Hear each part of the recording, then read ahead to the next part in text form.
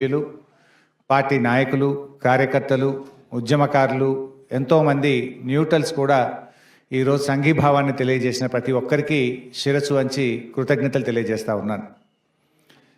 ఇవాళ రేవంత్ రెడ్డి ఇచ్చిన SIT notice అంతా కూడా ఒక ట్రాష్. నిజంగా చెప్పాలంటే ఈరోజు ఉత్త సొల్లు, ఎటువంటి నిరాధారమైనటువంటి ఆరోపణలు, ఆధారం లేనటువంటి మాటలు, అడిగిందే అడుగుడు, సొల్లు పురాణం తప్ప ఏమీ లేదు. ఒక్క ఆధారం కూడా చూపలేదు. ఓ గంట అడుగుడు, గంట అడగంగానే పైకి వెళ్ళి ఫోన్లు వస్తాయి, బయటకు పోవుడు, గంట మాట్లాడుకొని మళ్ళీ వచ్చుడు, మళ్ళీ ఒక అర్ధగంటనో గంట అడగంగానే మళ్ళీ సైకిల్ వస్తాయి, బయటకు వెళ్ళి ఫోన్ అనగానే మళ్ళీ బయటకు పోవుడు.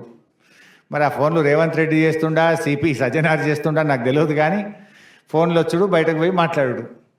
బయటకు పోయి ముగ్గురు పోతారు, ఇక ముగ్గురు అధికారులు కలిసి అడుగుతూ ఉండ్రి.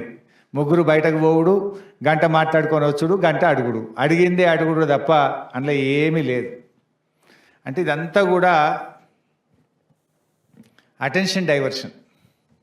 ముఖ్యంగా నిన్న మేము ఈ సైట్ విజిట్ సర్టిఫికెట్ పేరిట జరిగిన కుంభకోణాన్ని బట్టబయలు చేశాం.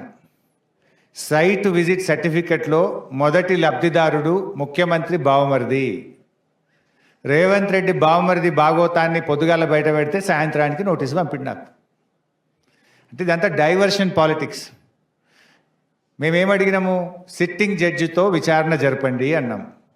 రేవంత్ రెడ్డి నీకు ధైర్యం ఉంటే, నిజాయితీపరుడు అయితే, నువ్వు తప్పు చేయకపోతే తక్షణమే సుప్రీంకోర్టు, హైకోర్టు సిట్టింగ్ జడ్జితో విచారణకు ఆదేశించు. ఈ బొగ్గు కుంభకోణాల్లో జరిగిన అవినీతిని మొత్తం బట్టబయలు చేద్దాం. నువ్వు తప్పు చేయకపోతే, నువ్వు నిజాయితీపరుడు అయితే, మేము అన్ని ఆధారాలు కూడా మీరు వేసిన సిట్టింగ్ జడ్జి గారికి అందించడానికి సిద్ధంగా ఉన్నాం. నువ్వు చీటికి మాటికి సిట్లు వేస్తున్నావు కదా, కమిషన్లు వేస్తున్నావు కదా. ఇవాళ మేము అన్ని ఆధారాలతో సూటిగా ఆరోపణ చేస్తున్నాం. నీ బావమరిదే మొదటి లబ్ధిదారుడు, నీ బావమరిదే ఈ రింగుకు మొత్తం కింగ్ పిన్ను, నీ బావమరిదే ఈ సింగరేణిలో 1000 కోట్ల కుంభకోణానికి తెరలేపిండు. నువ్వు అంత నిజాయితీపరుడు అయితే, తప్పు చేయకపోతే కమాన్ సిట్టింగ్ జడ్జితో విచారణకు ఆదేశించు, మేము రుజువు చేస్తాం. ధైర్యం ఉంటే ఆదేశించు. అంటే మీ భాగోతాలు బయటపడ్డాయి. ఇవాళ ముఖ్యమంత్రి గారు, భట్టి గారు, కోమటిరెడ్డి గారి మధ్య వాటాల పంపకం మొత్తం రోడ్డు మీదకి వచ్చింది, ప్రజల్లో పడ్డది. టెండర్ల మీ పోరాటం, టెండర్లు నాకంటే నాకని మీరు కొట్లాడుకునేదంతా ప్రజలకు అర్థమైంది. దాని నుంచి డైవర్ట్ చేయడానికే ఈ సిట్టు, ఈ లట్టు పొట్టు, ఏదో చిల్లర నోటీసుల కథ పెట్టినావు నువ్వు. సరే, మాకు చట్టం మీద గౌరవం ఉంది, తప్పకుండా గౌరవిస్తాం, ఎన్నిసార్లు పిలిచినా హాజరవుతాం. మాకు ఉద్యమాల నుంచి వచ్చిన కార్యకర్తలం మేము. కేసీఆర్ గారి నాయకత్వంలో రాటుదేలిన బీఆర్ఎస్ బిడ్డలం, తెలంగాణ ఉద్యమ కన్న బిడ్డలం. ఉద్యమాలు, పోరాటాలు మాకు కొత్త కాదు, అక్రమ కేసులు అంతకంటే కొత్త కాదు, అరెస్టులు అనేటివి మాకు కొత్త కాదు.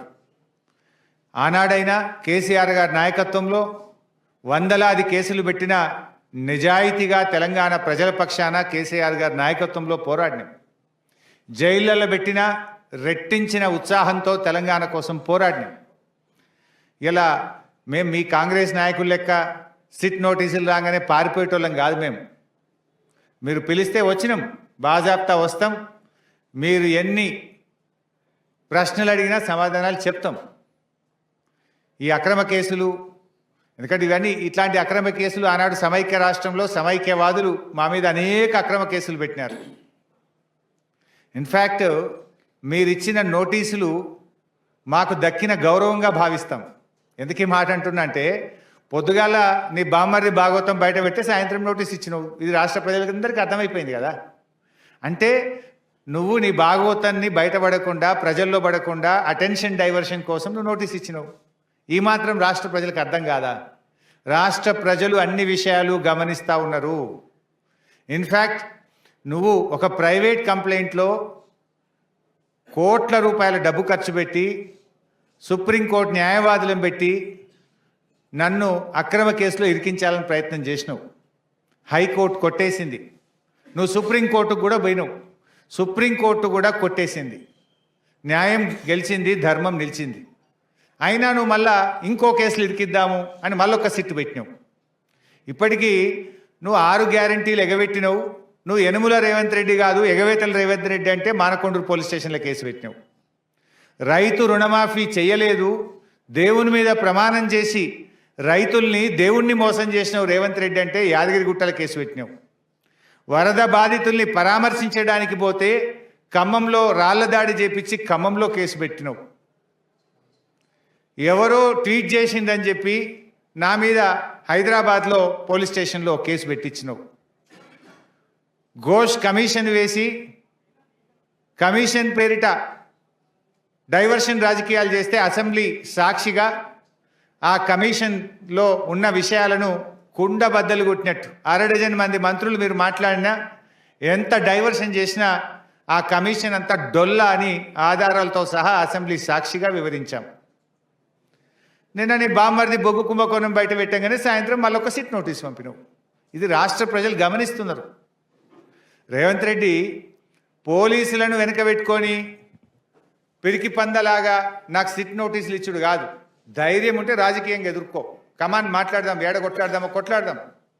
నీకు ధైర్యం ఉంటే 6 గ్యారెంటీల మీద మాట్లాడదాం, రైతు రుణమాఫీ మీద మాట్లాడదాం, బొగ్గు కుంభకోణం మీద మాట్లాడదాం, ఇండస్ట్రీస్ కుంభకోణం మీద మాట్లాడదాం, భూముల కుంభకోణం మీద మాట్లాడదాం, పవర్ కుంభకోణం మీద మాట్లాడదాం, ఏ కుంభకోణం మీద మాట్లాడదాం. నీ ప్రభుత్వం కుంభకోణాలకు నిలయంగా మారింది. నీ ప్రభుత్వం ఇవాళ మొత్తం ఎక్కడికక్కడ దోచుకొని తింటా ఉన్నారు. ప్రజలకు ఇచ్చిన గ్యారంటీలు గాలికి వదిలేసిండ్రు. అందిన కాడికి దండుపాలెం ముఠాలాగా దోచుకుంటా ఉన్నారు మీరు. మీ దోపిడికి మేము అడ్డు వస్తున్నామని, నీ దోపిడిని కేటీఆర్ గారు, మా బీఆర్ఎస్ నాయకులు ఎక్కడికక్కడ ప్రశ్నిస్తున్నారని నువ్వు చిల్లర రాజకీయాలకు పాల్పడతా ఉన్నావు. నువ్వు ఎన్ని కుట్రలు పన్నినా, నువ్వు ఎన్ని కేసులు పెట్టినా, నువ్వు ఎన్ని నోటీసులు ఇచ్చినా బీఆర్ఎస్ గొంతులు సింహంలాగా గర్జిస్తూనే ఉంటాయి. నిన్ను అడుగడుగునా తెలంగాణ ప్రజల పక్షాన ప్రశ్నిస్తూనే ఉంటాయి. ఎక్కడ కూడా వెనకడుగు వేసే ప్రశ్నే లేదు.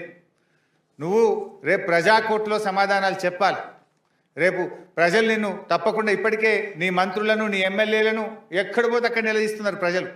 పోలీసులను అడ్డం పెట్టుకొని పారిపోతున్నారు నీ మంత్రులు, నీ ఎమ్మెల్యేలను ప్రజలు నిలదీస్తూ ఉన్నారు. రోడ్డు కడ్డం, కారు కడ్డం నిలబడి పట్టుకొని అడుగుతూ ఉంటే పోలీసులను పెట్టుకొని పారిపోతూ ఉన్నారు.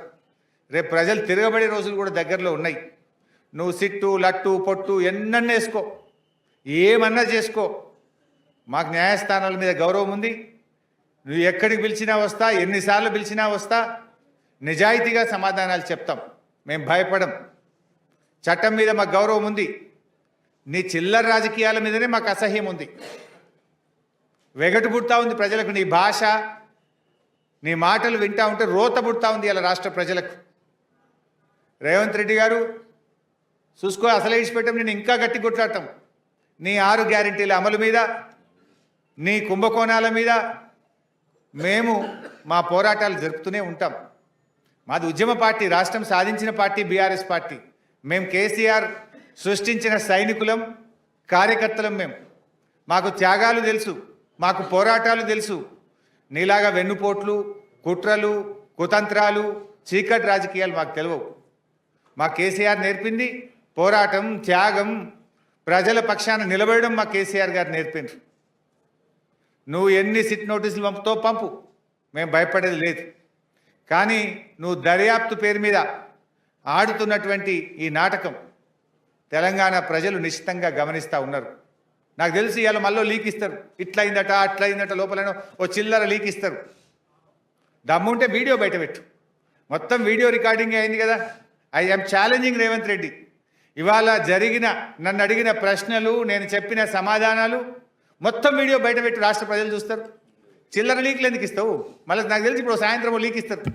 లీకుల ప్రభుత్వం ఇది. లీకుల ప్రభుత్వం, స్కామ్ల ప్రభుత్వం. లీకుల మీదనే ప్రభుత్వాన్ని నడుపుతున్నాడు రేవంత్ రెడ్డి. ఎంతకాలం నడుపుతావు లీకులను?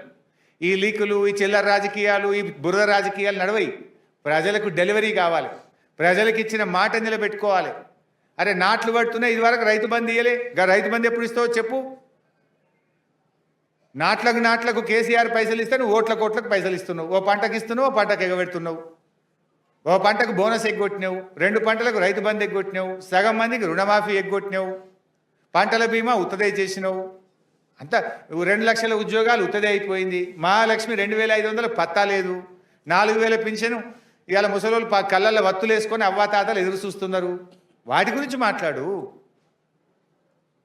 ఈ నోటీసులు మమ్మల్ని భయపెట్టలేవు సరికదా, మీ పతనాన్ని మరింత వేగవంతం చేస్తాయి. గుర్తుపెట్టుకో రేవంత్ రెడ్డి, ఇలాంటి నోటీసులతో మేము భయపడం.